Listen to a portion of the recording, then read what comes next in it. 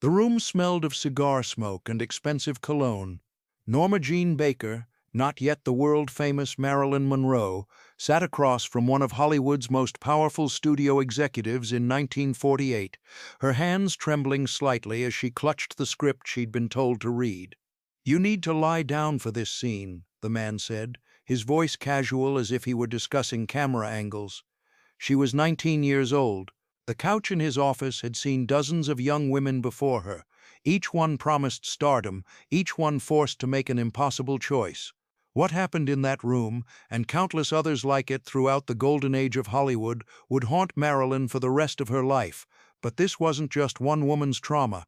This was the systematized exploitation of an entire generation of actresses hidden behind the glamorous facade of the Dream Factory. And Marilyn Monroe's story would eventually become the key that unlocked Hollywood's darkest secret, decades before the MeToo movement gave it a name. Before we continue with this untold story, if you want to hear more shocking revelations about Hollywood's golden age, please subscribe to our channel and turn on notifications. New documentary stories every week. Norma Jean Baker arrived in Hollywood in 1946 with absolutely nothing except her face and her desperation. No family connections. No money, no safety net whatsoever. Her mother had been institutionalized with schizophrenia when Norma Jean was just 7 years old, and she'd spent her entire childhood being shuffled between foster homes and an orphanage. By 16, she'd escaped into marriage with a merchant marine named Jim Doherty, but that relationship crumbled when she started modeling and realized her looks could be her ticket out of poverty. She was discovered by a photographer while working at a defense plant during World War II, inspecting parachutes for the military. That chance encounter led to modeling work, which led to her first screen test at 20th Century Fox in 1946, which led to a 6-month contract paying $75 a week. It seemed like a miracle, but Norma Jean was about to learn that nothing in Hollywood came without a price, and that price was often extracted from young women's bodies and dignity in the privacy of powerful men's offices. The studio system in the 1940s was an empire built on absolute control. 5 major studios, MGM, Paramount, Warner Brothers, 20th Century Fox, and RKO, dominated the entire entertainment industry, and the men who ran these studios wielded unimaginable power. They didn't just decide which movies got made. They controlled every aspect of their contracted actors' lives, who they dated, who they married, what their public image would be, even what they were allowed to say in interviews. For women especially, this control extended into deeply personal territory. Studio executives arranged abortions for pregnant actresses whose pregnancies would damage their marketability. They forced women into marriages to hide same-sex relationships or cover up scandals. They determined which actresses got lead roles and which ones remained stuck in background parts for years. And for many of these powerful men, there was an unspoken but universally understood expectation that young actresses would provide sexual access in exchange for career opportunities. This system had a name that everyone in Hollywood knew but rarely spoke aloud: the casting couch. In 1953, when Marilyn Monroe was already famous, she wrote an article that shocked the industry. It was titled "Wolves I Have Known," and while she was careful not to name specific names, her lawyers would never have allowed that.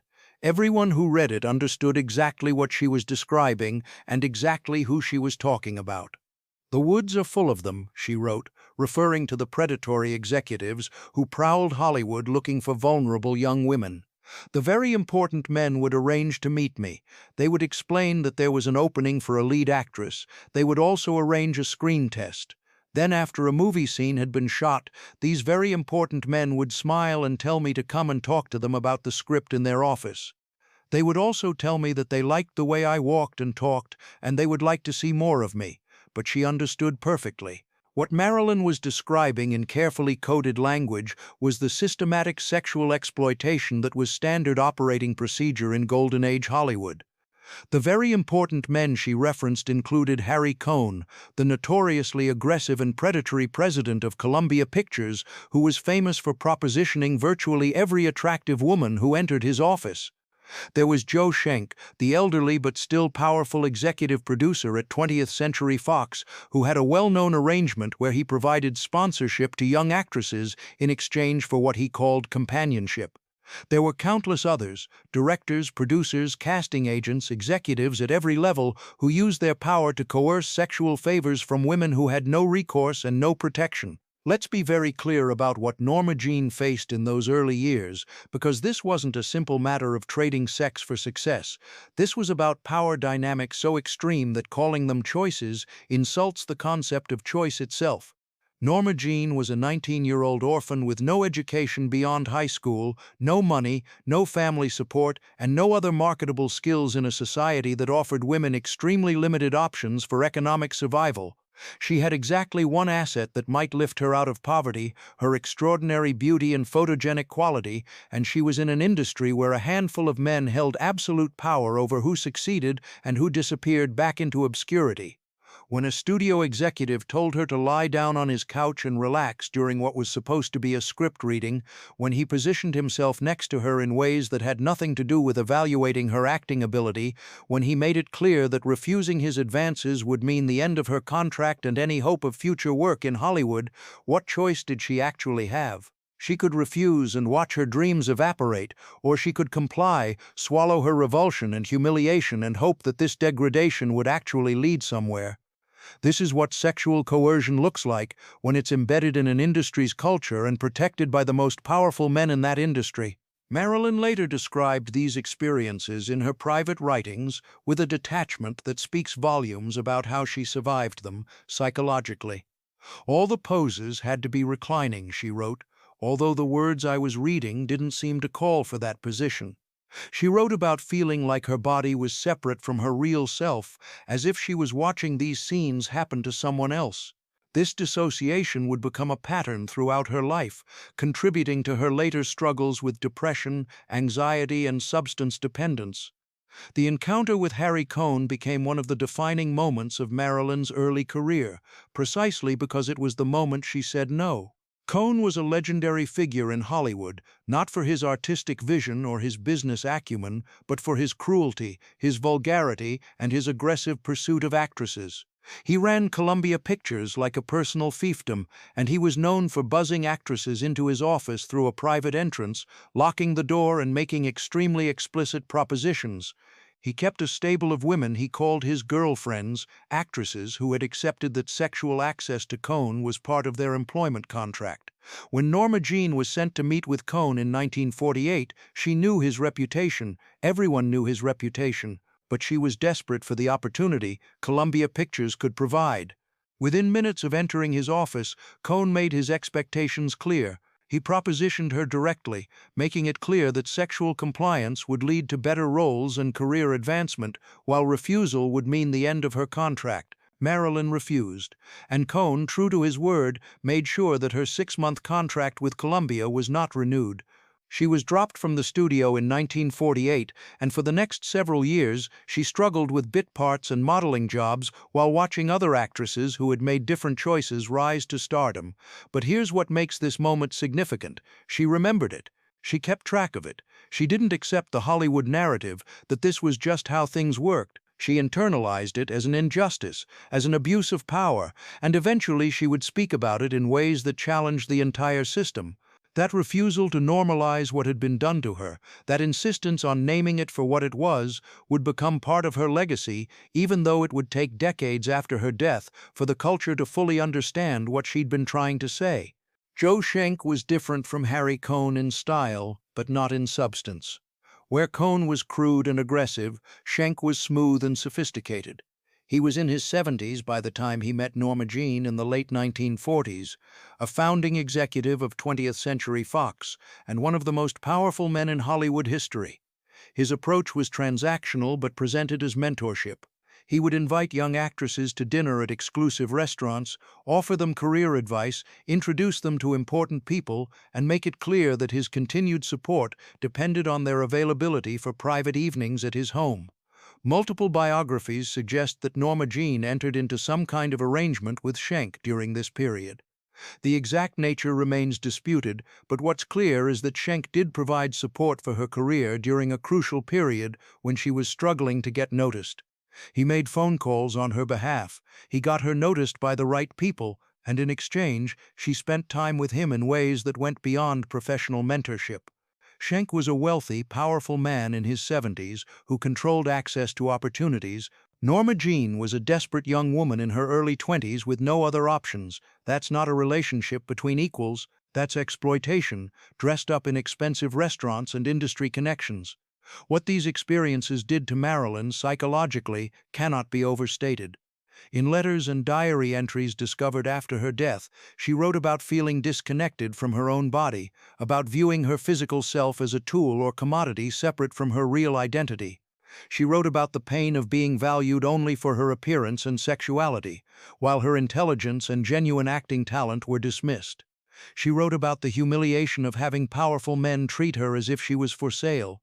And she wrote about the impossible bind she was caught in, that the very sexuality that made her marketable also made her vulnerable to exploitation, that the image she was forced to project attracted exactly the kind of predatory attention she was trying to escape.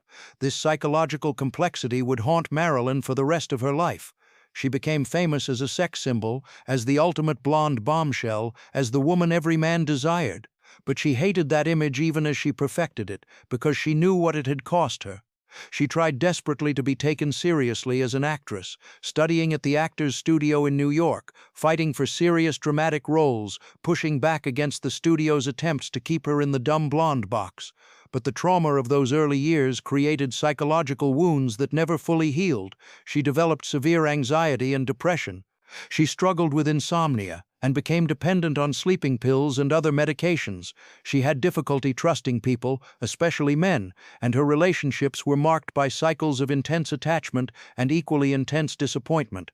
When Marilyn wrote Wolves I Have Known in 1953, she was already famous enough to have some protection, but even then she had to be extremely careful.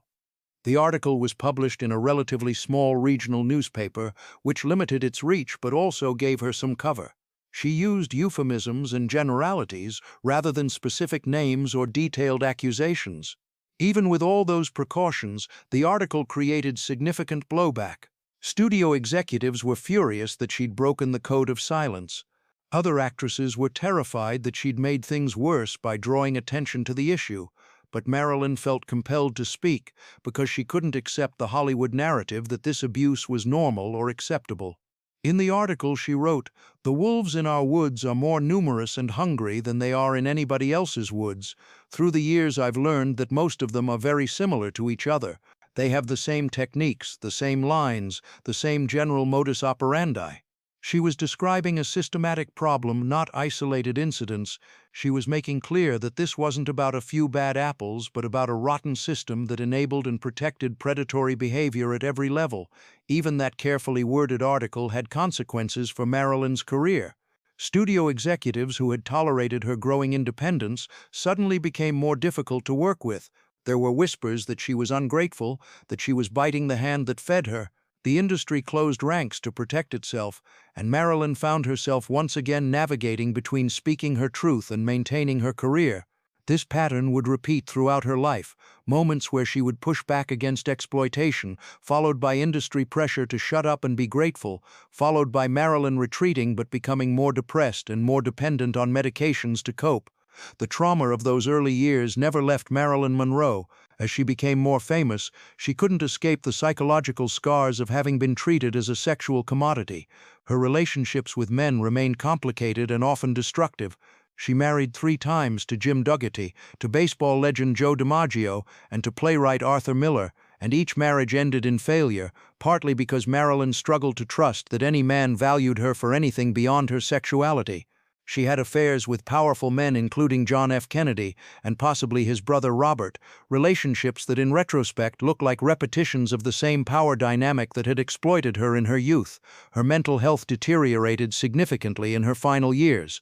The insomnia became severe, and she became increasingly dependent on barbiturates and other sedatives. She developed severe anxiety that made it difficult for her to function on film sets, leading to notorious difficulties during the filming of Something's Got to Give in 1962, where she missed so many days of shooting that she was fired from the production. Her reputation shifted from bankable star to unreliable risk, and the same studios that had exploited her in her youth now whispered that she was washed up, difficult, possibly crazy. On August 5, 1962, Marilyn Monroe died in her Brentwood home at the age of 36. The official cause of death was ruled as probable suicide by barbiturate overdose, but questions about what actually happened that night have persisted for decades. Was it suicide? Was it accidental overdose?